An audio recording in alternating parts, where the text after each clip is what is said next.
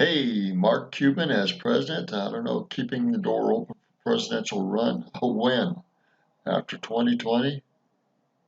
This week, he thinks the economy will be back open for business in May.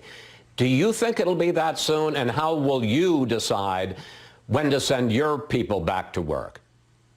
I mean, it's semantics. Will it be open 24 hours a day? No. Will we open some doors and take some baby steps? Yes. How will I decide? It's very simple. When the scientists say it's safe for my employees to come back to work, that's when I'll feel confident enough to let them go back to work. The U.S. economy, I don't have to tell you, is taking a huge hit. 17 million people filing for unemployment benefits over the last 3 weeks. Goldman 17 million applying for unemployment benefits. Insane. Sachs predicts that the GDP in the second quarter, instead of going up 2% or 3%, is going to go down about 30%, contract by about a third. President Trump says that when we do get a recovery, it's going to be a fast one, a V-shape, sharp down, sharp up. Here he is talking about that. I think we can get more than back to normal from an economic standpoint, actually be better, but more than back to normal. I think we're going to go like a rocket ship once we get back to business. There's a lot of pent-up energy and demand. Do you see a quick recovery, or do you think it's going to be a little bit slower than that? I wish he was right, but he's not. I think it's going to be slower. I think there's going to be so many different ways we have to adapt to this new abnormal. People aren't going to just venture outside. They're not going to go to large gatherings. They're not going to feel confident right off the bat. There's going to be a lot of trepidation. And so he's probably right there. It's not going to go up as quick as Trump would like. So I think Mark Cuban is pretty accurate there. That concern is going to lead to people holding back and spending money. You know, we're not going to know if the virus is coming back. And on top of that, when it comes to hiring people back, companies aren't going to just immediately bring everybody back. So there are a lot of people who were hoping they'd go back to work that just won't be able to. And I think that's going to create problems. But you do. That's an important statement right there. That is going to create problems. I think this is going to take a lot longer than President Trump thinks. I think we will be moving much greater by the fourth quarter, but I think this is going to lag on into next year. And the Democrats are going to have a field day with this because they are not pro-American, they are not pro-business, and they are pro-government and pro-social programs, pro-one world government. Talk about a transition, and if it's not a quick recovery, an eventual recovery, and you keep talking about America 2.0. What does that mean? So there will be a lot of change. There will be a lot of uncertainty, but out of that uncertainty will come new great businesses. If there's one thing that sets this country apart from any other country in the world, it's the fact that we're a country of entrepreneurs. We're creative. We're innovative. We like to take risks and chances to create new businesses. And that's exactly what we'll do. And I have no doubt in my mind that in 5 years... You know the name? There is going to be entrepreneurship. We are going to have to change our thinking and our business models. And a lot of businesses are going to have to look at stuff online and stuff that are not in the standard brick and mortar business model, period. This is going to put pressure on the online businesses like never before. And the best will come out on the top and make a great, great business opportunity in the future, the coming years.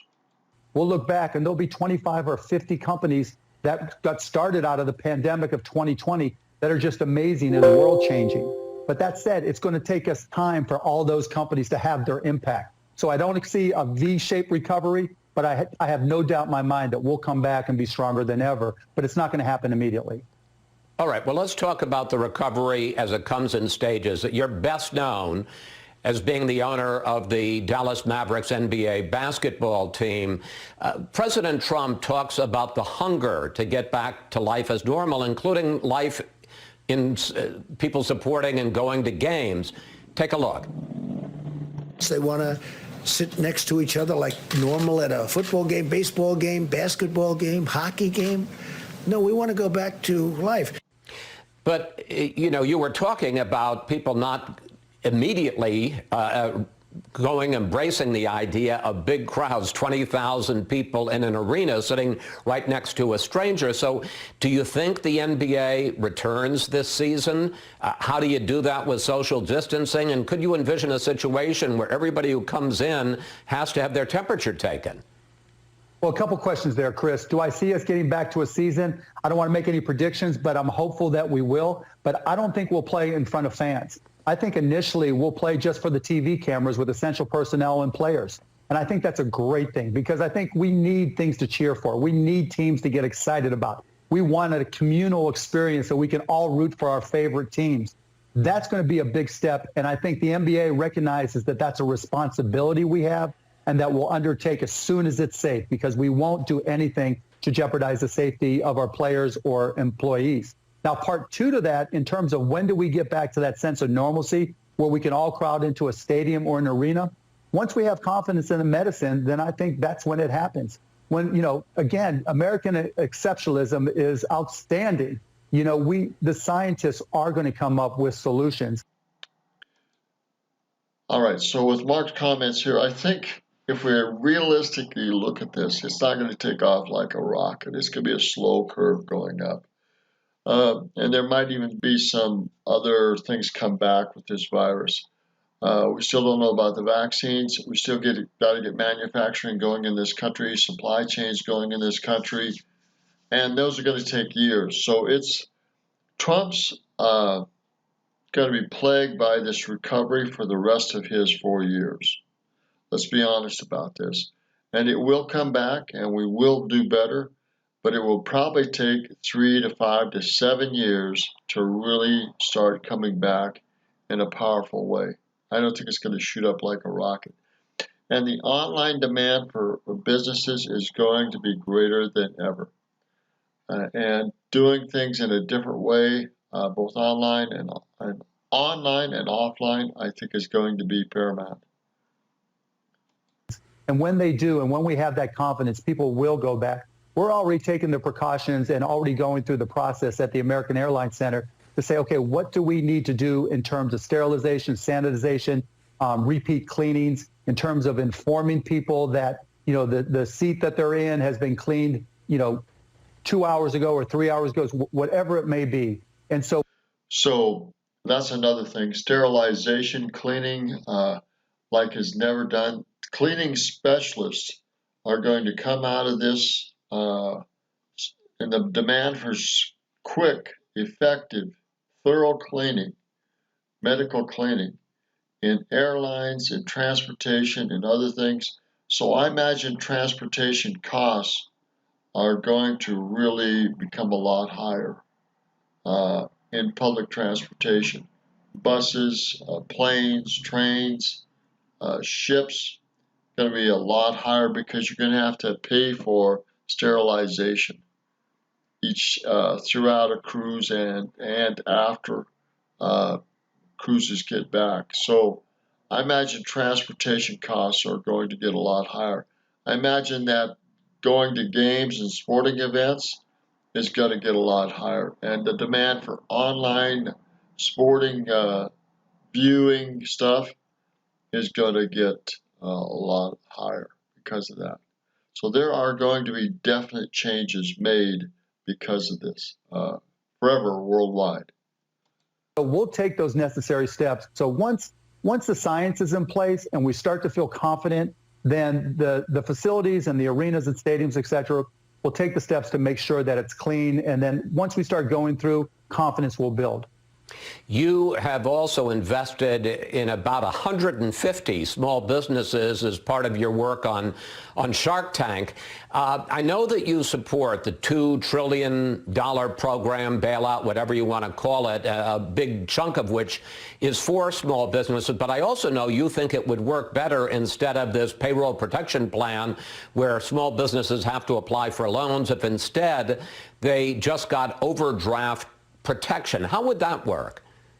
Very simply. So with your bank where you already have a checking account, you would work with the bank to designate, here's my rent, my landlord that I write checks to, here are my utilities that I write checks to, here's what I do for payroll. And for those checks, they won't bounce. And the reason you do it that way is you reduce all the friction. Right now, we're seeing all the friction from the banks to distribute loans or approve loans and then distribute the PPP loans and how it's slowing everything down. And that's leading to companies being laid off. Employees being laid off and companies closing.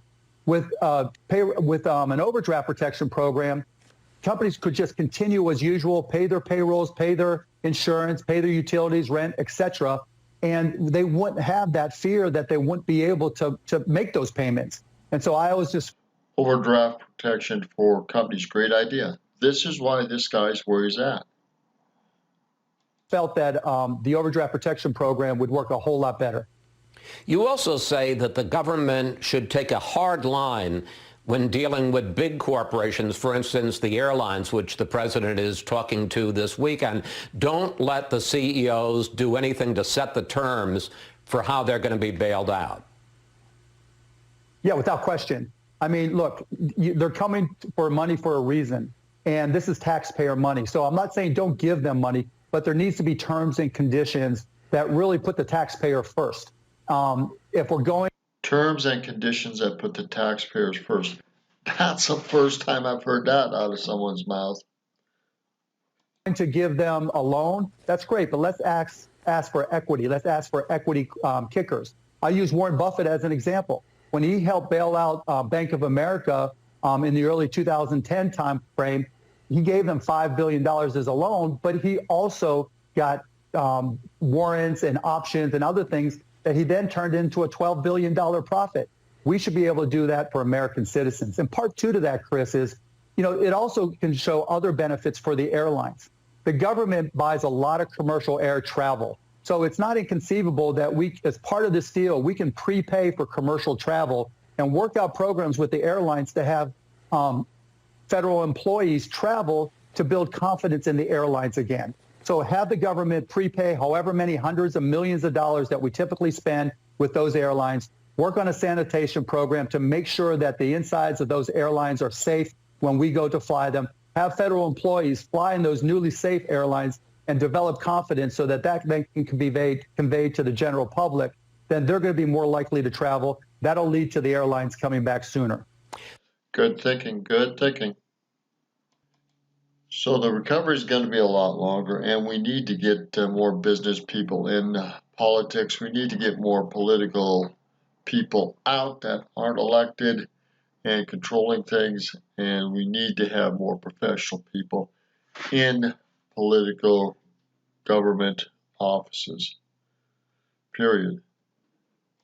Finally, you talked back in 2019 about running for president before you finally decided not to do so. And the other day, you said you were reconsidering. Now, I don't have to tell you, I suspect you know this already, that the deadline for filing as an independent candidate has already passed in some states and is about to in other states.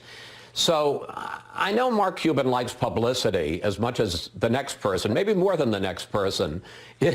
You're not really serious about this, are you? Hey, unique circumstances. You just never know, Chris. I never would have considered it prior to a month ago, but now things are changing rapidly and dramatically. So there's different ways to get through those issues you mentioned. So I'm not saying no, but it's not something that I'm actively pursuing. I'm just keeping the door open. But are you saying that this is something that is serious? As it is today, I'd say probably not, that it's not going to happen. But again, so much can change. You just never know. This is not something we've seen before. This is obviously a unique set of circumstances. And so I'm just not going to say no. It's just, you just don't know what can happen between now and November. Mark Cuban, you're always interesting and you're always provocative. Thanks so much for sharing part of your Easter weekend with us. All right, he's not going to say no, but he's not going to run in the November election. He may run in the 2024 election. Who knows? But we're going to need some great businessmen to run as president after Trump. There's no two ways about it. And Mark Cuban would be a great president business-wise. I don't know about his foreign policies or his other policies, but he's going to have to come up to speed. if he runs in 2024. We'll see. That's a ways off. I think it's going to take more than 3 to 4 years to get up to speed. It may take longer. We may be looking at a 5 to 7 year curve on this thing before we really get up to speed. Whatever it takes, we're going to have to do as a nation, and it's going to take longer and more effort than we currently have. Remember, it took us decades to get into this mess, and we're not going to get out probably anything less than a decade. This is Roger Mark from Billings, Montana. Stay safe, stay healthy, be wise. Let's get after the great opportunities that are now present before us. Health issues, security issues, employment issues are going to be more important than ever. Working on and offline are going to be more important than ever. Being flexible and being diligent in online areas is really going to be the key to a lot of business success, because you're going to have to bring in income with or without employees, and that's the bottom line. Again, this is Roger Mark from Billings, Montana. Good day.